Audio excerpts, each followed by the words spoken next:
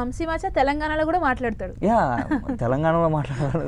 ఇప్పుడున్న తెలంగాణలోనే కదా, తెలంగాణలో మాట్లాడతాం. బట్ ఏపీలో ఉంటే ఏపీలో అలా అయినా మాట్లాడచ్చు, ఇక్కడైనా మాట్లాడచ్చు. బట్ కొంచెం ఫస్ట్ స్టార్టింగ్లో స్ట్రగుల్ అయినాను, కానీ ఇప్పుడైతే పర్లేదు, I can manage. Okay, nice. Vamshi, Kadapa నుంచి వచ్చావు, సినిమా ఇండస్ట్రీలోకి వెళ్ళాలనుకున్నావు, కొంత అక్కడ నీకు ఇబ్బంది ఉంది, అంటే అవకాశాలు రావట్లేదు. ఇప్పుడు ప్రస్తుతానికి ఫోక్ సాంగ్స్ చేస్తున్నావు, మంచి మంచి సాంగ్స్ చేస్తున్నావు. ఫర్దర్గా నీ ఫ్యూచర్ ప్రాజెక్ట్స్ ఎట్లా ఉన్నాయి, ఏంటి, ఏం ప్లాన్ చేసుకున్నావు అసలు ఇండస్ట్రీలో? ఫస్ట్ ఆఫ్ ఆల్ నేను కడప పులివెందులు అండి మాది.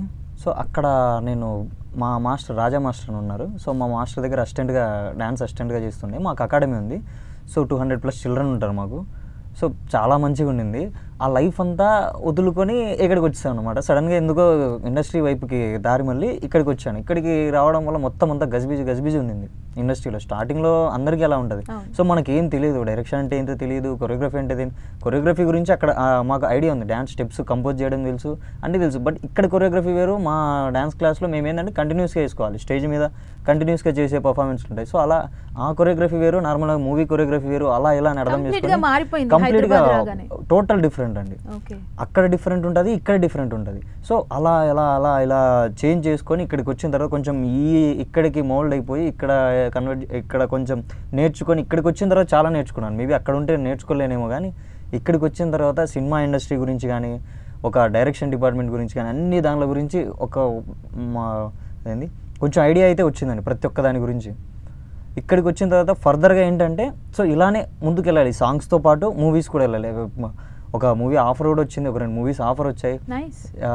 అవి ఇంకా ఫ్యూచర్లో జరగాల్సినవి ఉన్నాయి, షూట్ జరుగుతున్నాయి. అవి ఇంకా ప్రీ ప్రొడక్షన్ వర్క్ జరుగుతుంది, స్క్రిప్ట్ వర్క్ జరుగుతుంది.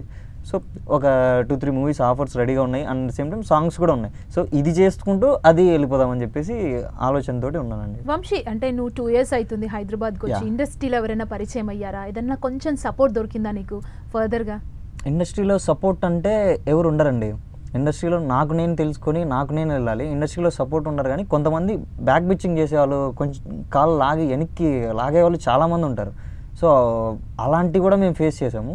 అలాంటి ఫేస్ చేసి నెక్స్ట్ ఓకే ఇలాంటి వాళ్ళు బై గాడ్స్ గ్రేస్ నాకు స్టార్టింగ్లోనే తెలిసిపోయింది. సో మేబీ కొంతమంది కంటే కొంచెం ఎండ్లో తెలిసి, మిడిల్ ఆఫ్ ది కెరియర్లో తెలిసి, కొంచెం కెరియర్ అంతా మళ్ళీ బ్యాక్లోకి వెళ్ళిపోయి అలాంటి స్టేజ్కి కాకుండా నాకు స్టార్టింగ్లోనే తెలిసిపోవడం వల్ల చాలా మంచి పని అయింది.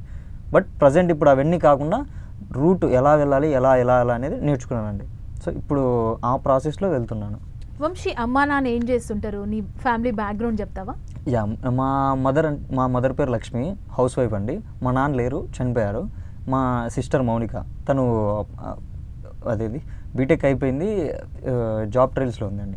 నైస్. అంటే నువ్వు ఆల్రెడీ అక్కడ కొరియోగ్రాఫర్గా చేస్తున్నావు, నీకంటూ some amount every month salary వస్తుంది.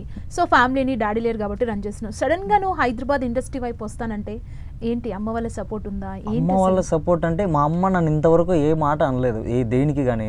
సో ఇప్పుడు నేను వెళ్తానంటే నీ ఇష్టం అంతే, అంతకుమించి ఇంకేం అనలేదు. సో ఇప్పుడు నేనేమనుకుంటున్నా అంటే, నేను ఏది చేసినా మా అమ్మని హ్యాపీగా చూసుకోవాలి, అదొక్కటే నా మైండ్లో ఉంది. సో మేబీ ఫ్యూచర్లో అయినా సరే, మేబీ కాదు కంపల్సరీ మా అమ్మని ఏది చేసినా మా అమ్మని హ్యాపీగా చూసుకోవాలి, అదొక్కటి నా గోల్ అయితే అదొక్కటే ఉందండి. ఓకే.